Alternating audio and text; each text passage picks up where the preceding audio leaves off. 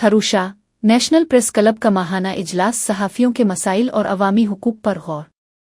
थरुशा national press club का माहाना इजलास club के सदर एजाज अली मुग़ल की ज़ेर सदारत मुनक़िद हुआ, जबकि इजलास की कार्रवाई जनरल सेक्रेटरी मोहम्मद अली सुमरू ने चलाई।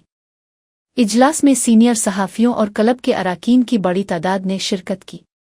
इजलास में सीनियर सहाफ़ी तनवीर कुरैशी, सैयद असद अली शाह, मोहम्मद अली सुमरू, दली अकबर बुरीरू, नूर मोहम्मद राजपूत, एम हसन सुमरू, मुख्तियार हुसैन बलादी, नसरुल्लाह सोलंगी, शौकत अली सोलंगी, मोहम्मद मित्तल अब्बासी समेत दीगर सहाफ़ियों ने भरपूर शिरकत की।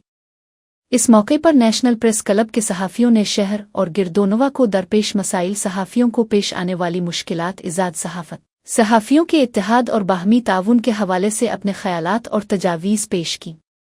शुरका ने इस बात पर जोर दिया कि सहाफ़ियों को दरपेश मसाइल के हल और अवामी मसाइल के मुअस्सिर उजागर करने के लिए मुश्तरका जिदोजहद नागुज़ीर है।